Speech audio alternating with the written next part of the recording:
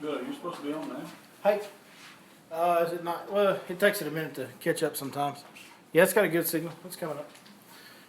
All right, you guys ready for this exciting information? Everybody here know Mike? Yep.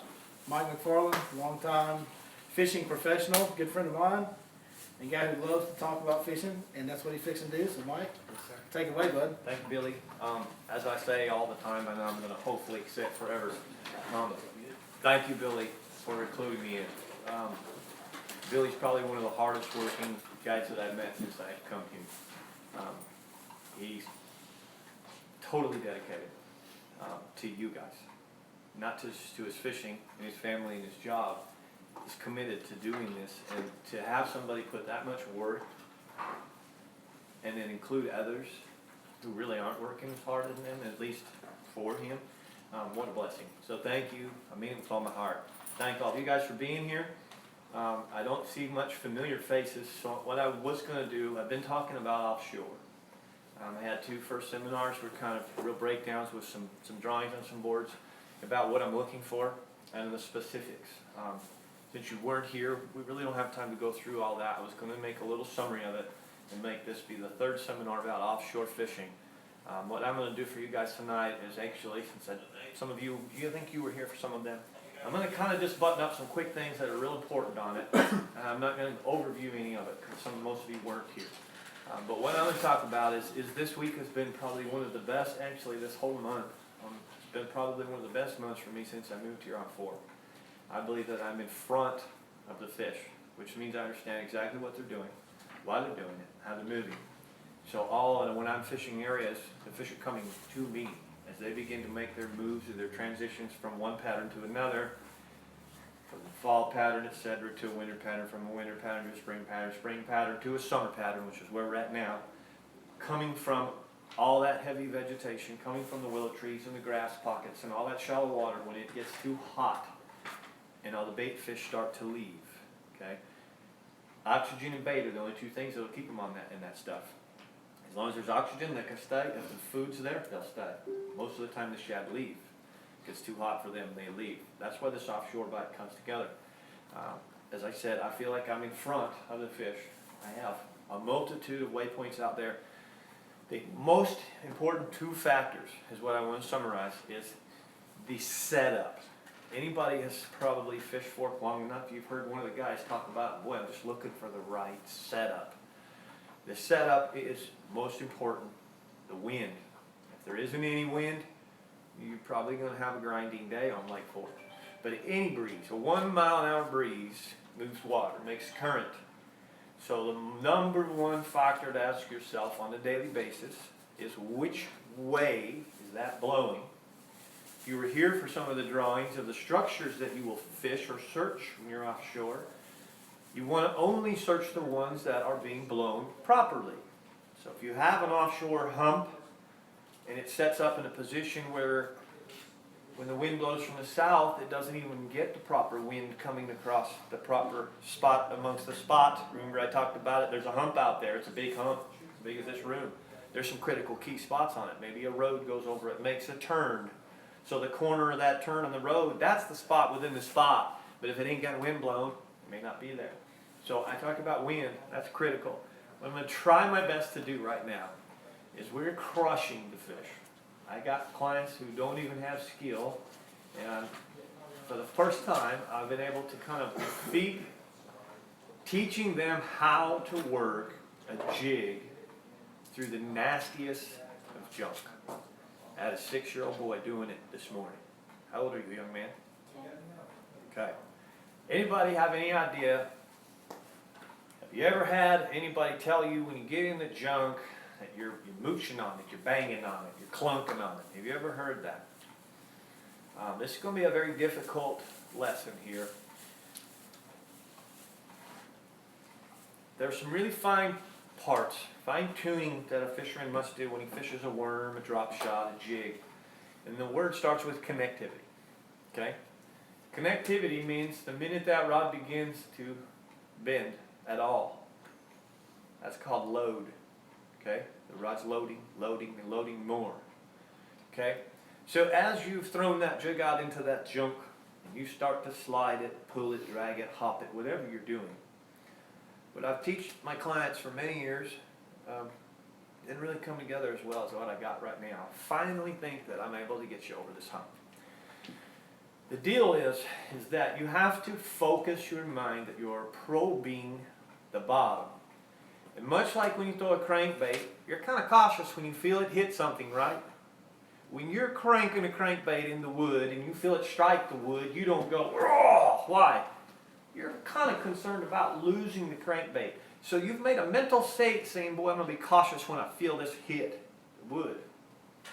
I want to do the same thing with a worm or the jig. As I began to move that bait, okay, I mind, if you got to close your eyes, close your eyes. I want to focus on what am I feeling. If I'm feeling nothing, that's fine. Keep moving that bait, keep moving that bait. All of a sudden I feel it begin to touch something.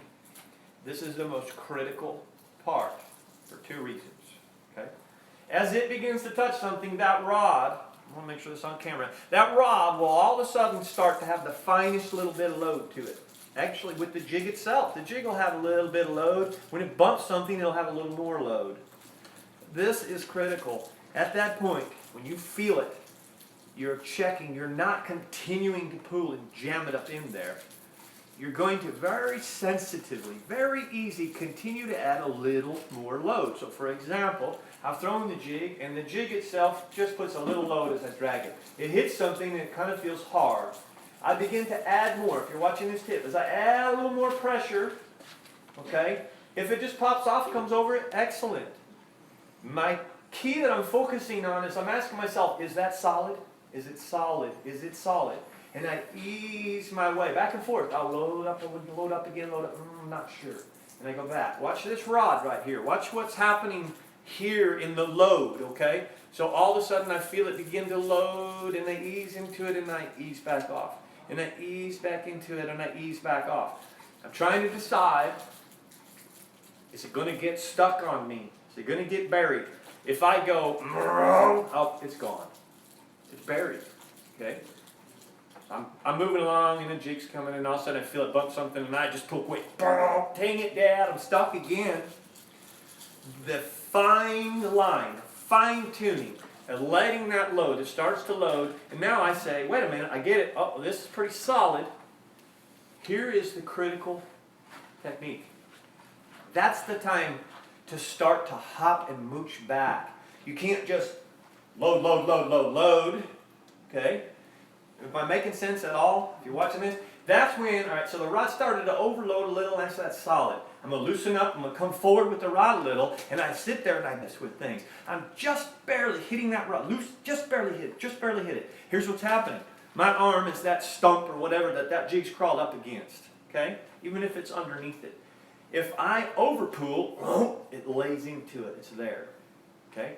If I can detect it, haven't buried it yet, and I start slapping at it, my hand's the jig. That jig will sit there and bang, thump, bump, and it'll come over or through the nastiest of junk. The better you get at that little fine-tuned line I'm discussing.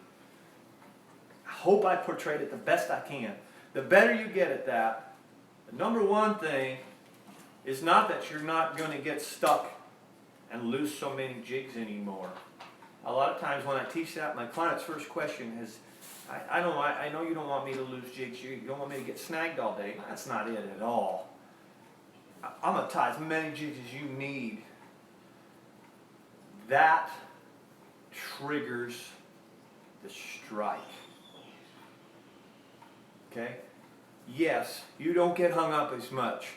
But if you can learn to throw a big jig or a big worm out on some of these points, and some of this dense cover, and you can find that line of allowing the bait to have contact with the cover, discover the feel of the cover, and then mooch and bang on it, I've got 90% of those jigs come right through it.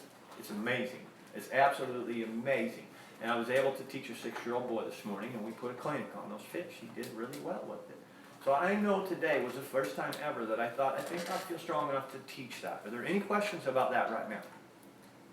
Did everybody seem to get what I'm saying? Do you feel like the teaching was good enough that you're going to go out and attempt it? I'm not saying you're going to feel you're confident you're going to be able to nail it, but you kind of got the idea. If you fail the first time, you're going to say, oh, I overloaded the rod.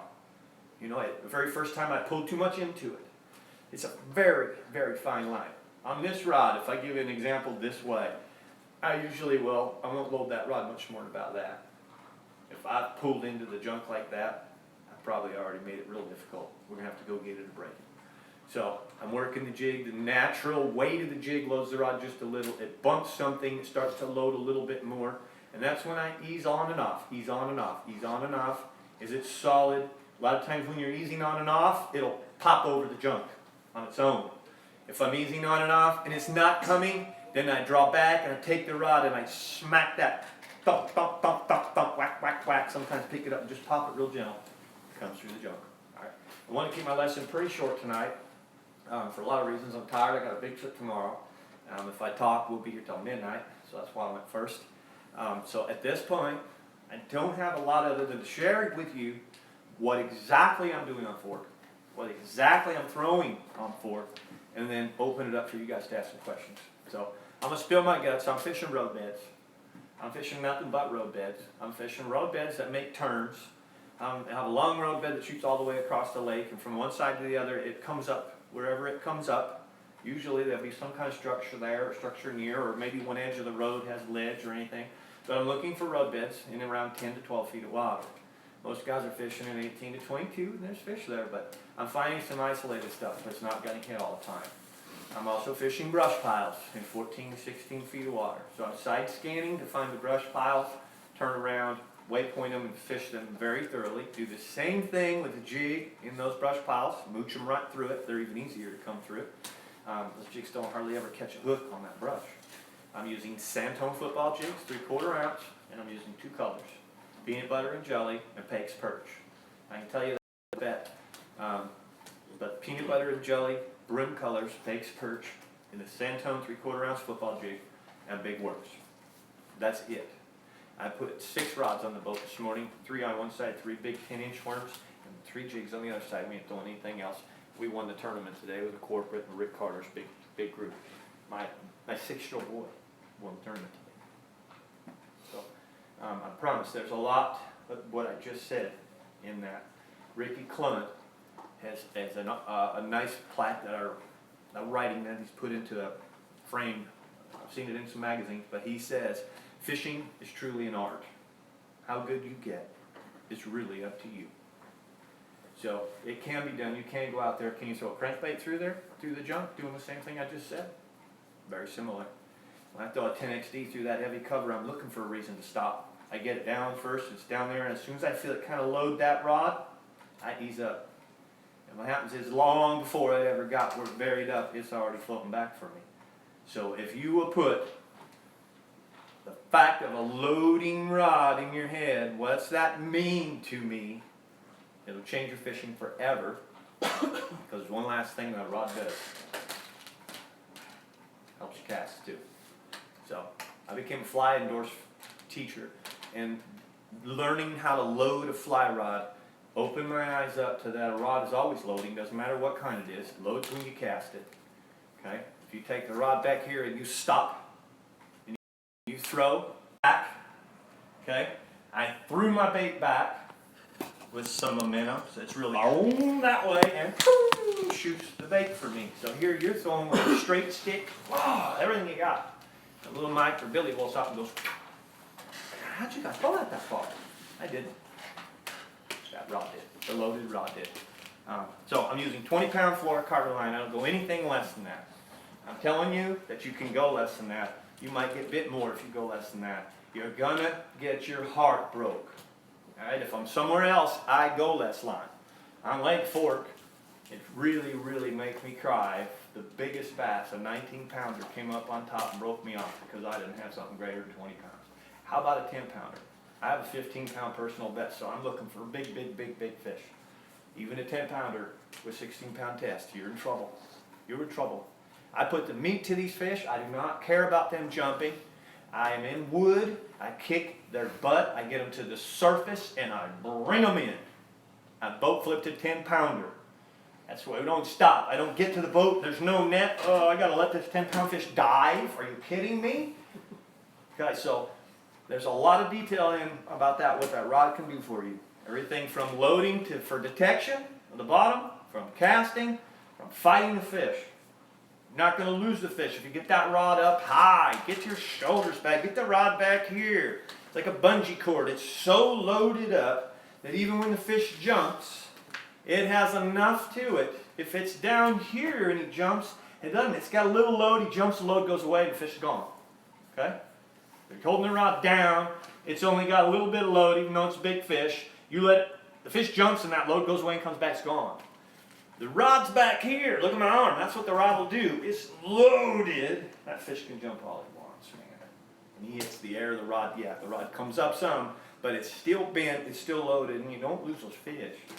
Get that rod up. Watch Mark Pack. Watch Andrew Grills. Watch James Caldemeyer. When they set the hook on these fish, it's not strong. It's not body muscle. It's always up.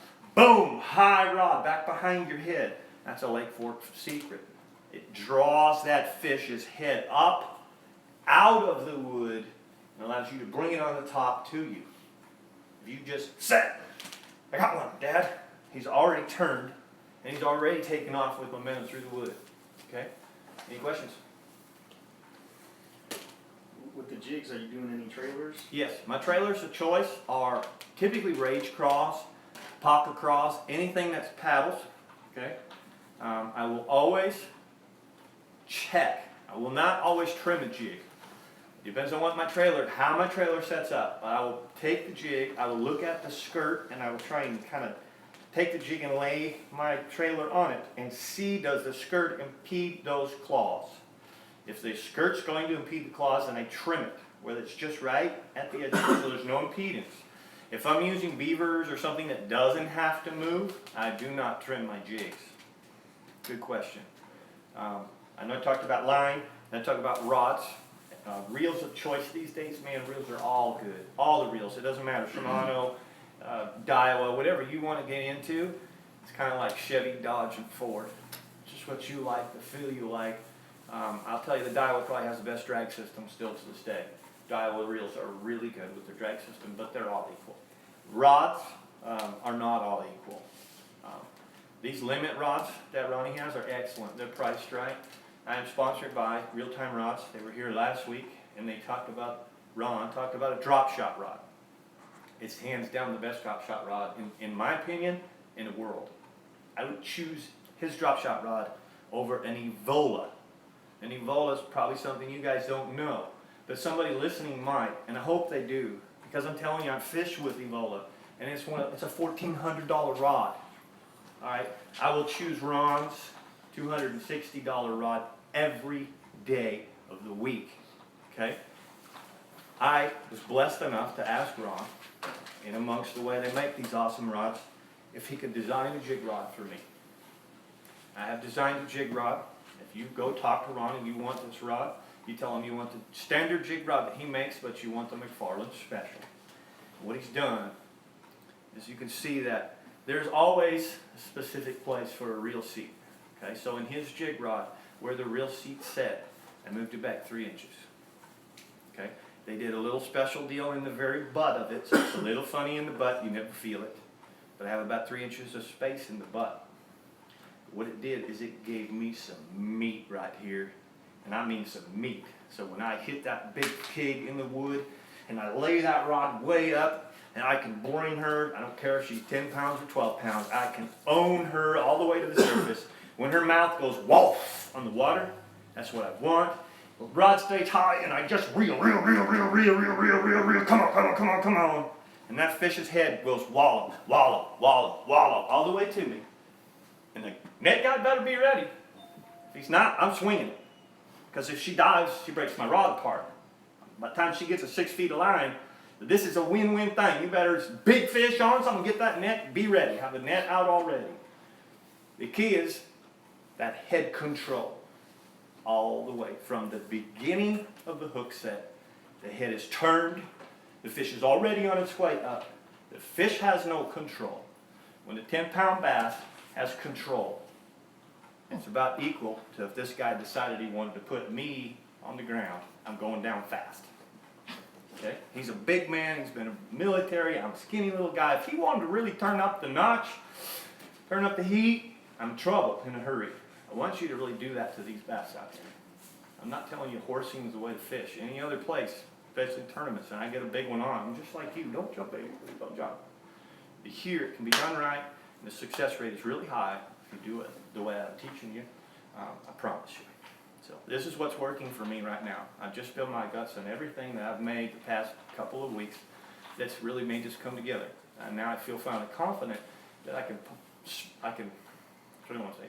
I can share that and teach that now and realize that it is achievable. You don't have to go fishing for 5, 6, 7, 10 years or whatever and be a seasoned veteran to learn how to mooch a jig through that heaviest cover.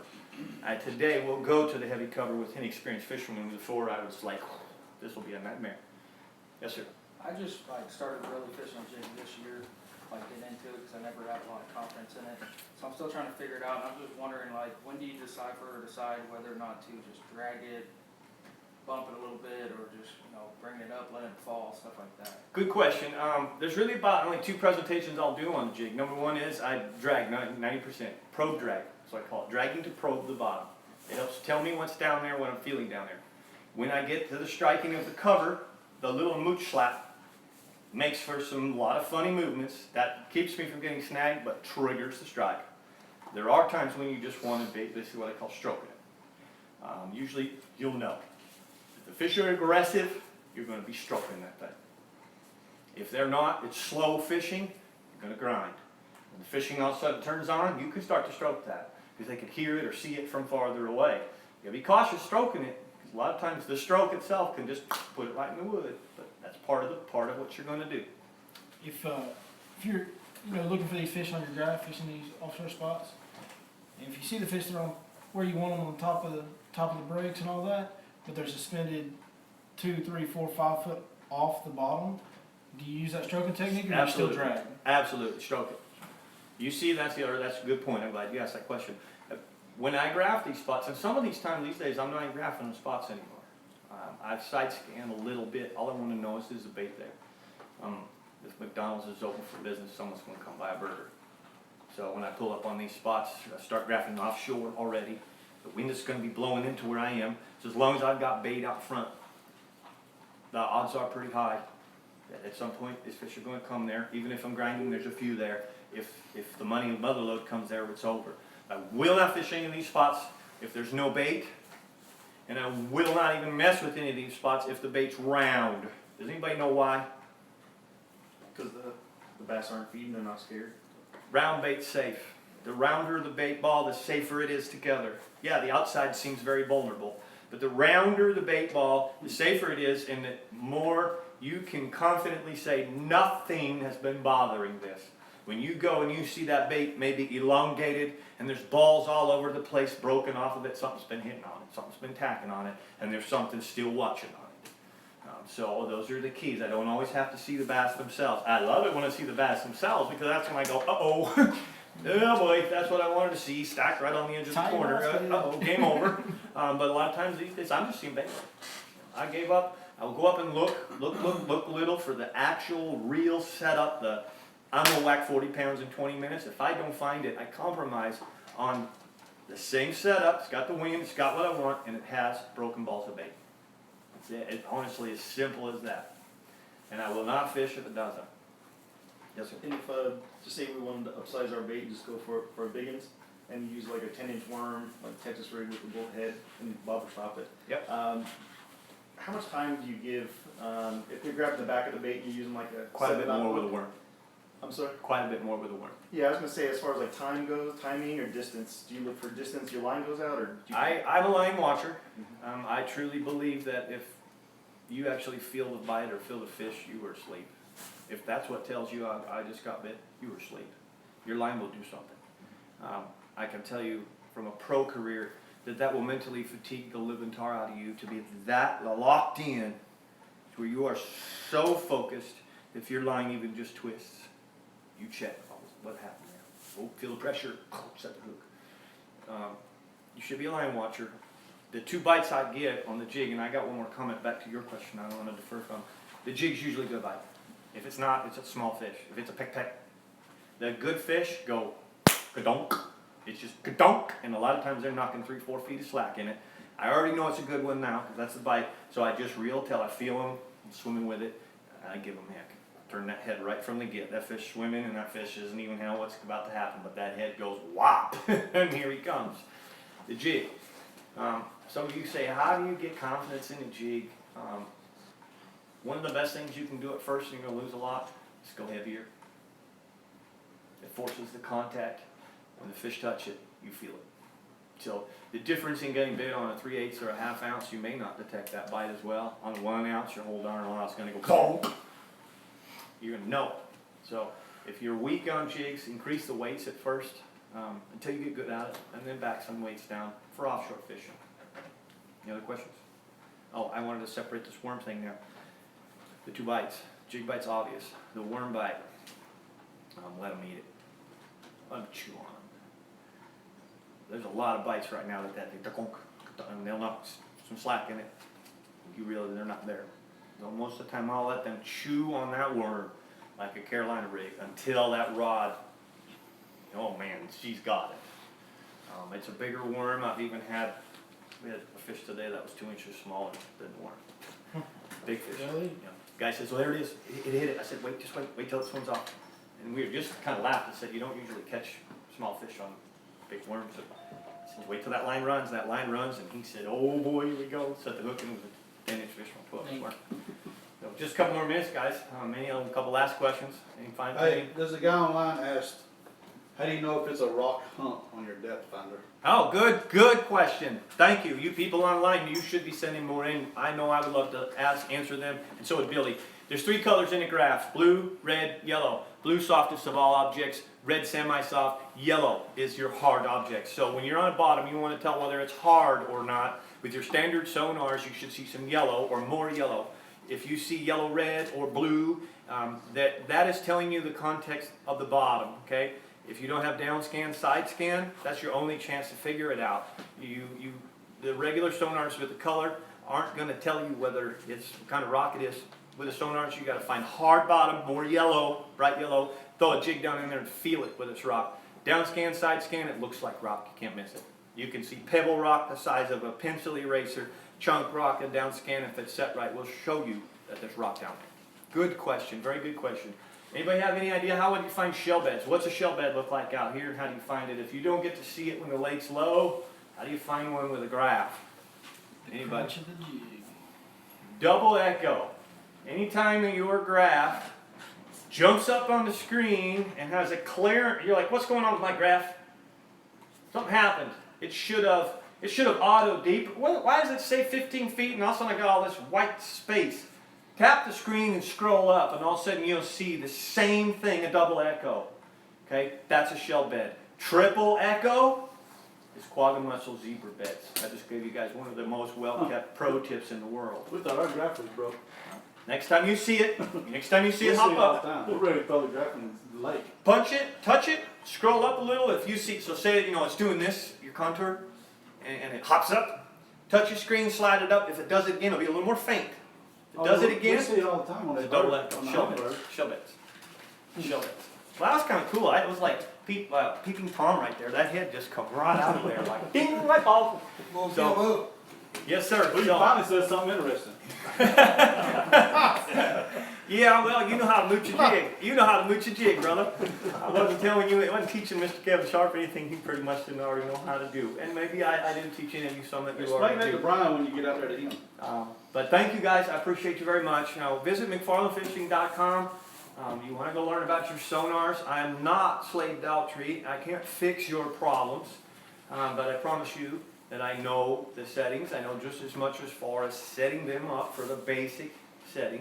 I don't know the intricacy and the problem solving, but I can most certainly take you out on the water. I do not want to take away from Slade and what he does. I'm not soliciting you for a guide lesson trip on a sonar, specifically a sonar, but when you're fishing with me, you will learn a lot about the sonar.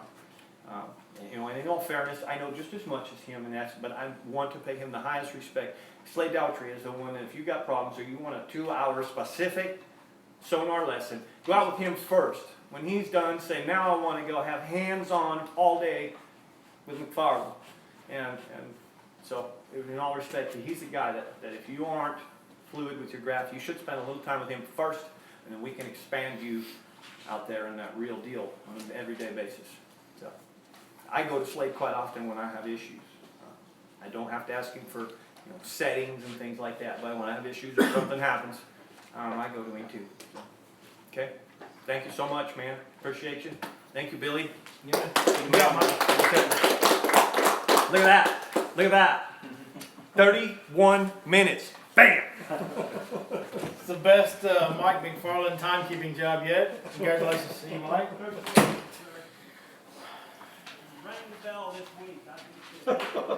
I don't have any tackle or gear. We're going to talk about the most important tool tonight that you have. This will probably be the most important seminar segment that I ever do. We'll talk about that right there. And that's scary when I'm pointing at mine, because there's a lot of deep dark stuff in there. Whoo, boy.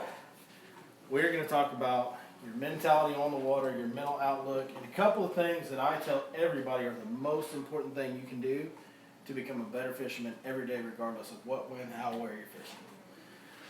First thing is, we'll just start it off right off bat. This is the number one most important thing that you can do to be a better fisherman.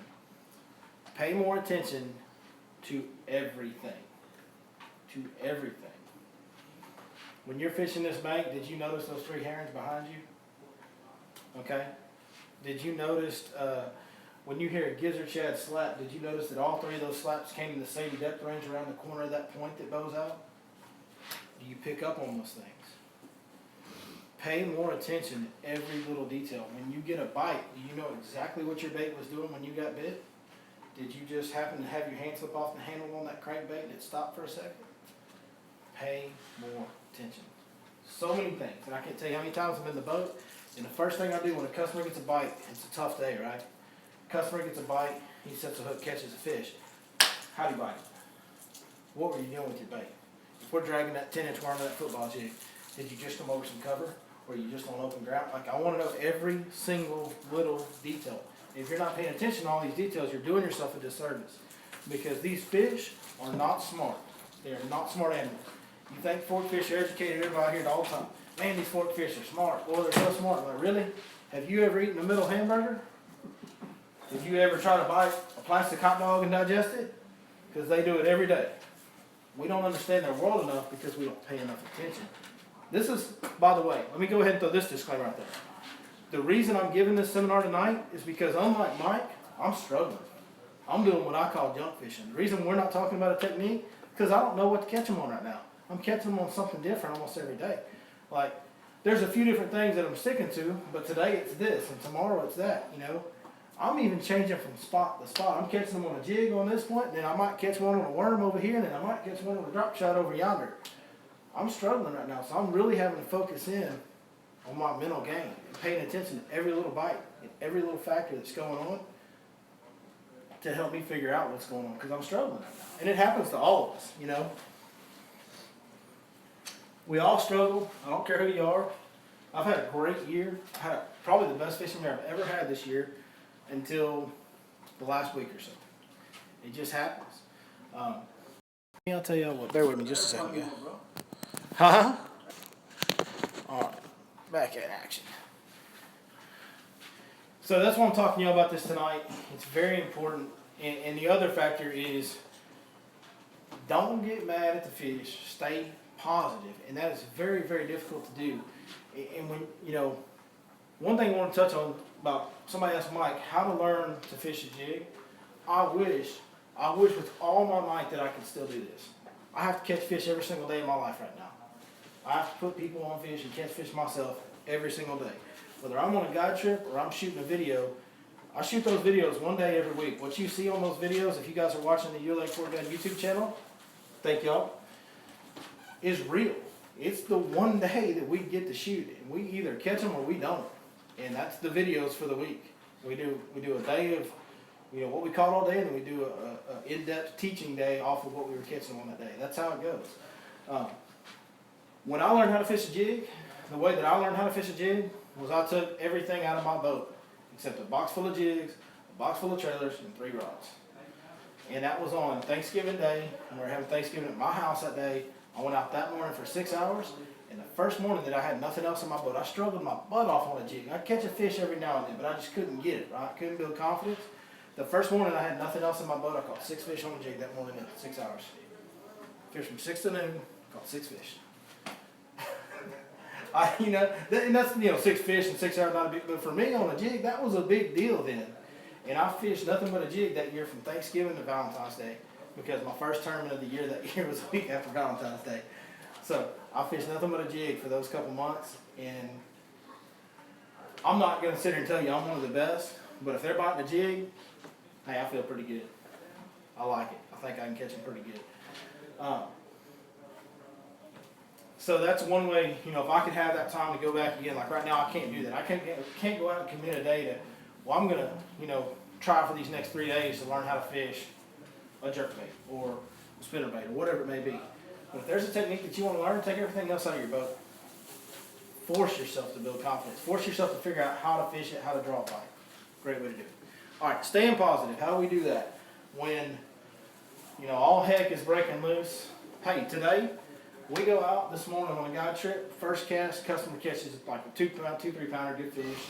And I'm like, all right. The guy in the back of the boat's got the whopper plopper hung up in the willow tree on the point. So I go get the whopper plopper out of the willow tree. My trolling motor gets up in the top of one of the just little willow bushes. Nothing. It's a Fortrex. Hey, literally spun my trolling motor prop. Bent the cotter pin, blew out all the plastic, spun a prop on the trolling motor. Don't even know anybody else that's done that. So now I've got to figure out how to get a bent cotter pin out of a trolling motor. I have to go back to Lake Fork Marina, hunt down some bolt cutters, cut it off. Hey, that spare prop I got, guess what? The new Fortrex has a bigger shaft. That spare prop doesn't fit. Let's go over here to J&J Marine and get a new, how do you stay positive when all that's going on? And the only thing that I can tell you guys is if you don't mind, it don't matter. Mind over matter. If you don't let that bother you, it doesn't matter. It's done. Did we miss that morning bite when we were getting bit right off the bat? Absolutely. We missed that morning bite. Went back to that same area.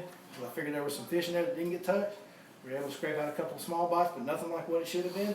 It's a bad day. Let's keep going. We run 3, 4, 5 offshore spots. Nothing. How do you stay positive? You got guys that are paying you a lot of money, and you can't get them on a fish. You can't catch a fish right now. Forget catching a big fish. We can't get a bite. We finally pull up to a spot. Guy gets bit. The rod goes, bam! He said, man, that fish about knocked the rod out of my hand. I said, well, set the hook. He reels down, there's nothing there. What had happened, that fish had bit, he didn't feel it, was swimming off with it, and as the rod loaded up, that fish got mad and spit it out real hard. Now, if something spits it out hard enough to jerk your rod, that's not a little fish, right? No catch. He throws back in there. I look over and I go, dude, your line is like 20 feet to the left. Set the hook. He sets the hook, it's like pound and a quarter.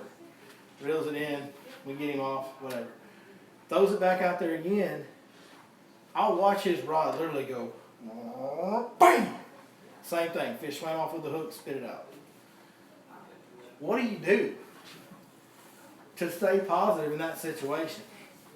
Hey, we put 3 fish in the boat all day. That's it.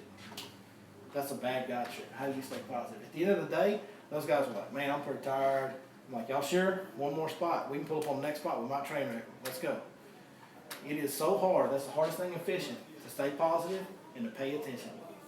And that's the most important 2 things you can do. Forget a swim bait. Forget a technique, a rod type. This is the most important tool you have. Because I promise you, if them guys could have stuck with me out there and we could have stayed on, and sooner or later we're going to run into one of them spots. And heck, you can catch 30 pounds in 5 minutes out here. It can happen at any time. So, that's what's going on in my world. What's going on in y'all's? It's been tough. It's been tough. But seriously, in all seriousness, the little things that you pay attention to can make so much difference. I'm trying to think of some more examples to give you guys, or a better way to teach you how to do it. it's a hard thing to teach, right? It's something that's really more experience driven. If y'all have any questions, pick your hands up and ask me. Go ahead. There's a guy online, he's wanting to know, he has a Revo Beast reel. He uses it for everything. What kind of rod would he need for that reel?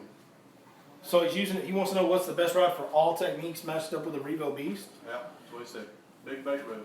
Okay, so, for big baits? He says he's throwing big baits on it. He says Big it's a Big baits. bait reel. A big bait reel, so he wants to know what's best for throwing. What rod is best to throw all big baits on? I would probably go with a 7.6 heavy if if your definition of big baits is truly big baits. 3/4 of an ounce, 1 ounce and bigger. Big swim baits, big jigs, big crankbaits. If everything you're throwing is 3/4 of an ounce and up, I would go with the 7.6 heavy. Now, if you're going to be throwing some baits that are less than that, a half ounce or so, then you're probably going to want to go with the 7.6 medium heavy. You can still throw really big baits with the medium heavy, but it won't, be too much for you to handle with a little bit smaller bait.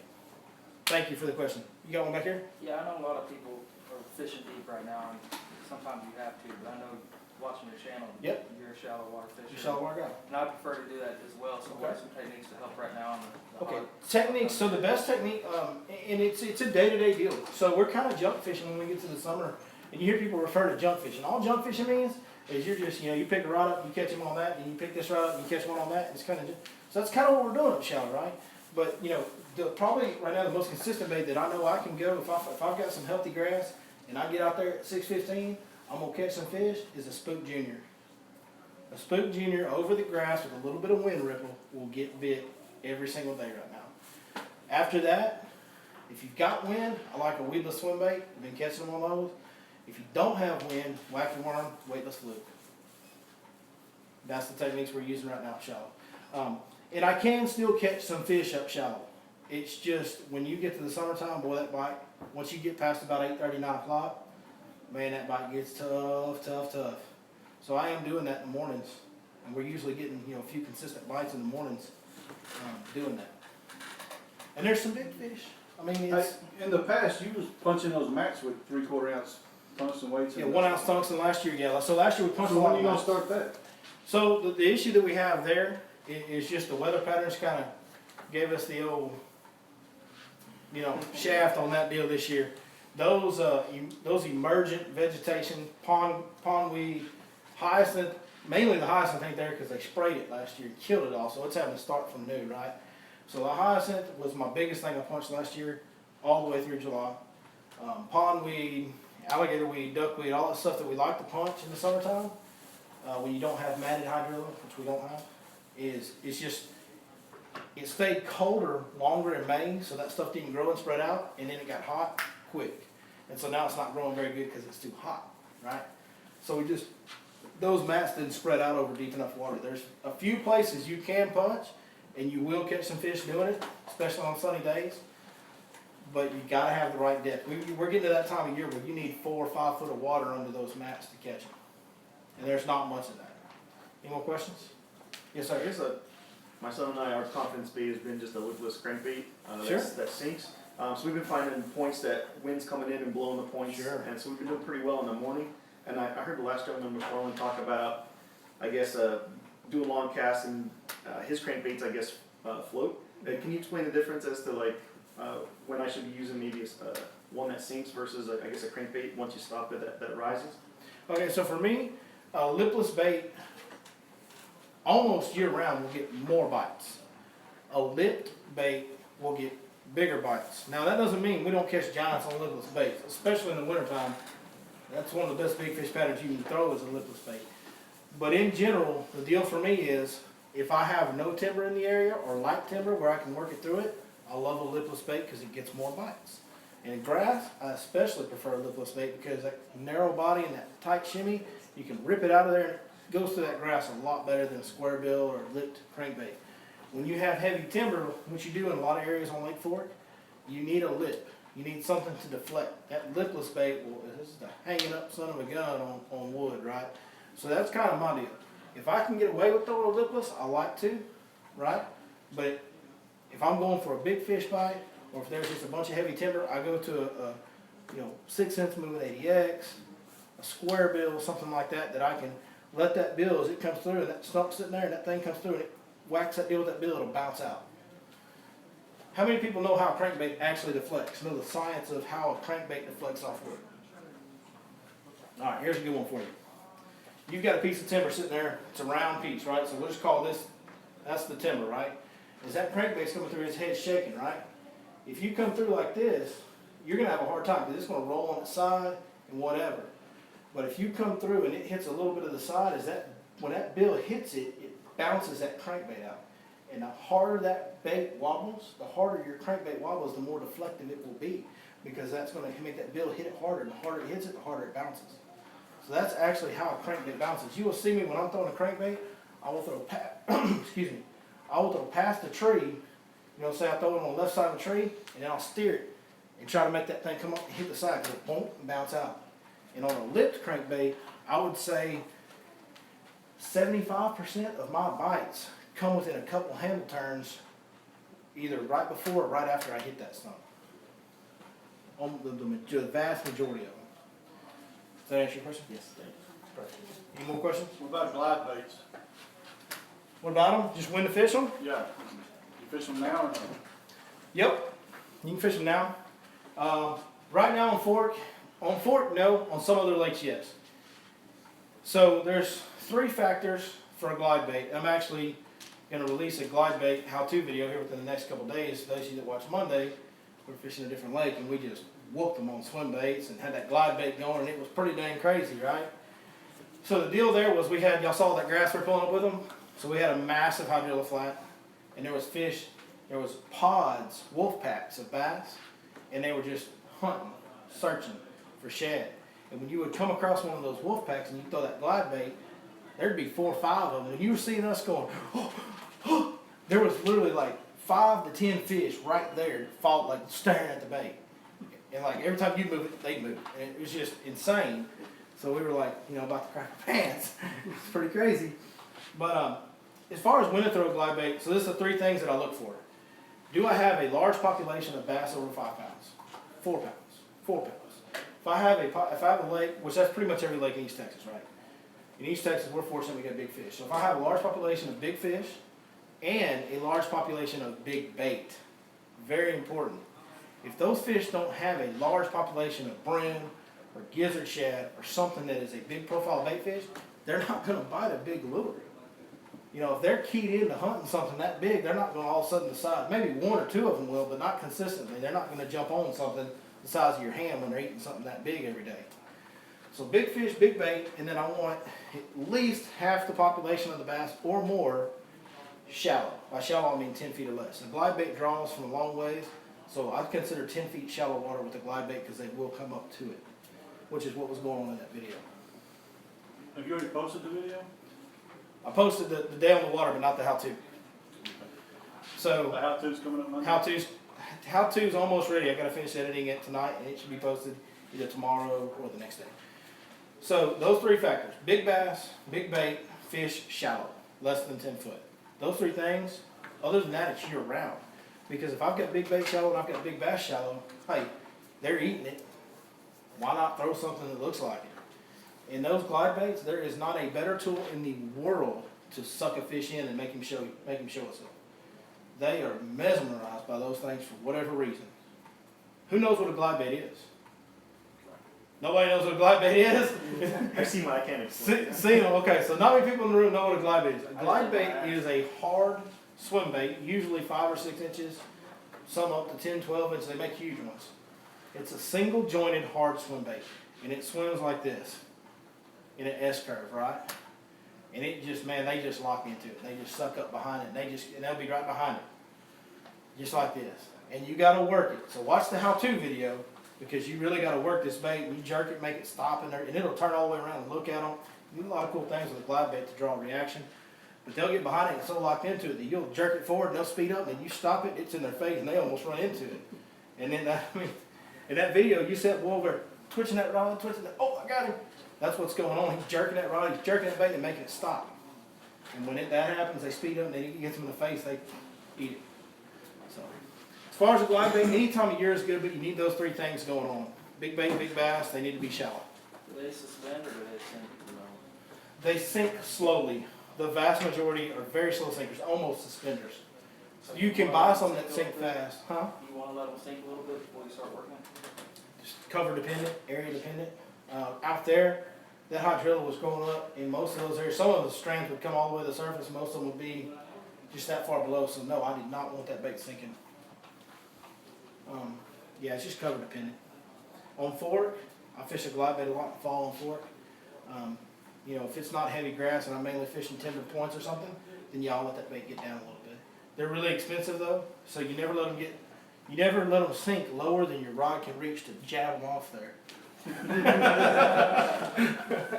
That's actually my honest to goodness. I would That's say my that serious philosophy on that. The cheapest good ones would probably be the Jackals and the 6 cents. River to Sea makes the cheapest good one. River to Sea makes a small one that is like $20, $25, and their big profile one, their 200 series, which is a 8 or 9 inch bait, is like $45. Yeah, glide baits are expensive. Some of them are 150. Yeah, the Jackals are Hey. $40 too, isn't it? Yeah. And then the 6 So, cents. 6 cents is $60, $59.99. Really? Yep. Yeah, if you guys want to get into glide baits, I would highly, highly, highly recommend hunting down some 6 cents flow gliders. That glide bait, it's $60, and that sounds expensive, but by glide baits, that's not an expensive bait, and it's a little bit smaller profile. It gets more bites than all other glide baits that I've ever fished combined. I've caught more fish on that one, and that's the one we're throwing in that video. And I can show you guys the background on my phone. And it's got a 7-pounder and a 4-pounder in one net with that bait hanging out. It will catch them, boys. It will catch them. If you think to yourself, and I thought the same thing, $60 for a bait? What in the world is wrong with human beings, you know? Like, the world's coming to an end. We're screwed. I don't care if Donald Trump got elected or not. If you're paying $60 for a bass fishing bait, boy. What steel cable you using for line on that thing not to lose it? So on glide, that's a very good question. So on glide baits, they're heavy. So if you want to get into glide baits, my personal philosophy, and this does not coincide with everybody's, but for me, when I'm throwing a bait that weighs 2+ ounces all day, I want mono. Because mono has stretch, and it's like a shock absorber. When I'm throwing it, doesn't wear my knot out. If you got, how many people have broke a fluorocarbon by cinching a knot too tight? Well, think about that. If you're throwing 2.5, 3 ounces, flinging 2.5, 3 ounces out there, what's it doing to that knot? Right? So I actually go to 20-pound mono or 25-pound mono, and I always make sure that whatever knot I tie has the line through the eye twice. So that's what I throw it on. It's not the best for when you snag a tree, but like I said, we don't let it get deeper than we can reach with that pole. It ain't one of them baits you wanna see go. No, I mean, You don't want to see it fly. Yeah, you don't want. so I started out with the flow glider from 6 cents, and then once I discovered that bite and kind of dialed it in and figured it out, it's such an incredible deal. I mean, it's one of the, or if you're a trophy hunter, it's something you got to check out. If you want to catch giants, if you ever see them, go to Biting the Glide Bait, you will own a lot of them, because it is a different deal. I mean, it's one of them things.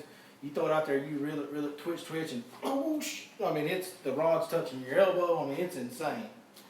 Every time you set the hook, it's a giant. I mean, that deal that y'all saw in that video, that's nothing. I mean, yeah, the bite frequency was great, but as far as size of fish, those were just wolf packs of schooling fish that were, a glide bait was handy to throw at them. And they were really coming up, we were working it real fast, never come up chasing it down. Out here, they bite a glide bait, boy. Hey, I know some guys that have caught 40-something pound bags. It's incredible. So it is expensive. Make sure you watch that video if you're interested in it, because I break it down all the way. I even talk about the fact that there's a lot of glide baits out there that are really expensive that you can just throw in the trash can. They're garbage. Yeah, it's big and it moves slow in the water, and maybe you catch a fish on it every once in a while, but as far as the action and the consistency of it, garbage. You spend a lot of money and waste it. So I list off some brands: 6 cents flow glider, HPH high powered swim baits, Gancraft jointed claw, and the River to Sea S-Waver. Those are my 4 glide baits that I will throw, that I own, that are in my boat right now, right outside here. Y'all don't go ride my boat. live baits in there. What was the river to sea one? S-Waver. S-Waver, yeah. That's the cheapest one. It's like 20 bucks for the little one, 45 for the big one. Very good bait. It does catch fish, very good action. All right, any more questions? Last one, I promise. Go ahead, no problem. On Please, the, come on. back to the jigs, is it okay to go with, braid with a leader, or do you like just straight fluorocarbon? Okay. On fork, I just told you how these fish are done when they're not smart. They're not smart, but we don't understand their world. And one of the things that I think freaks fish out on this lake more than anything is noise. And I'm not talking about us talking or having your phone radio going in your pocket, that's fine. But if you go, or you're shutting lids, I've seen it on bedfish. It freaks them out. You can lose a bedfish by shutting the lid the wrong way. For that reason, I don't like braid unless I absolutely have to have it. If it's heavy grass, then I go to braid. If we, some of the years when we get a lot of grass, if I'm punching, frogging, then I won't braid. But for a jig out deep on structure, or for flipping a jig in a creek channel, I want fluorocarbon. That braid makes noise. Every time you ever heard that braid go through your eye, everybody hears them going through your rod guides, right? Well, that echoes down that line. And on top of that, every time that braid hits a tree, hits a piece of brush, it's making that same noise down there. You don't hear that, but they do. Yeah. Sometime before the end of the year, we have a fluorocarbon braid Coated. coming out. Yeah, they got a fluorocarbon coated braid. It's gonna be the most technologically advanced braid ever made. The guy that's making it, how much percentage of line making machines do? 90%. He makes all the Berkeley lines and everything. He makes most So of the all the line he makes, as far as line making machines, he builds 90% of those in the world. So he knows more about making fishing line than anybody. And this is his braid. It's gonna be the most technologically advanced stuff. It's gonna be 8-strand tie. It's gonna have fluorocarbon coating. I felt the sample of it. Put it in my hands, boy. Hey, that may change my whole outlook on that whole deal we're talking about. It's the first time I'm gonna test it. When it goes through my rod guys, if it ain't making noise, I'm fixing to be hurting some fish's feelings, Jack. I'm talking about crossing some eyes. I always tell people, look, when I'm trying to tell them how hard to set the hook, I'm like, look, if you bring his lips back to me, the guide trip is free. You can't do it. But if we get that line on, I don't know, I may have to retract that statement. Is there any more online questions? You got any more over there, Kev? No more? I don't see any comments on mine here. I don't know if my comments just aren't showing up or what. Anybody else in here have questions? I'm watching your live chat. You're watching the live chat on YouTube? I guess there's a brand, B1, I was watching the video and I decided to buy B1, I was pretty affordable Right. for a swim bait. Right. You mentioned, don't be bringing your rod off to the side real straight to avoid some snags. On a weedless swim bait? Oh, that was on a weedless swim bait. So I'm yeah, sorry. that's for the big weedless swim baits, like the big 7 inches that have a big 10-aught weedless hook on them. And that's actually, you know what, I can sit here and be like, hey, yeah, guess what, I know about big swim baits. Andrew Grills told me that. I didn't know it till he taught me that. Mhm. And we actually shot a how-to video on big weedless swim baits back in November. It aired in December. Smash. Smash that Smash convict. that, yeah. Yep, and we were catching them over there on Monticello. When you guys hammered them. Yeah, we hammered him pretty good. And he was actually doing the how-to on that because, I mean, honestly, that guy seriously probably is the most knowledgeable and best big swim bait fisherman in East Texas. I mean, he's phenomenal. And that was his deal. You know, I was up there all day and I was just real like I do any other swim bait. I didn't know. He said that in that video. He didn't bother to tell me all day while he's kicking my butt, right? While I'm shaking off grass. He didn't tell me then, but in the video he talked about it. Point straight, and boy, I tried it after that, and you'd be amazed how much more that thick grass, that thick cover, that old swim bait will bulldog right on through it and come through clean as a whistle.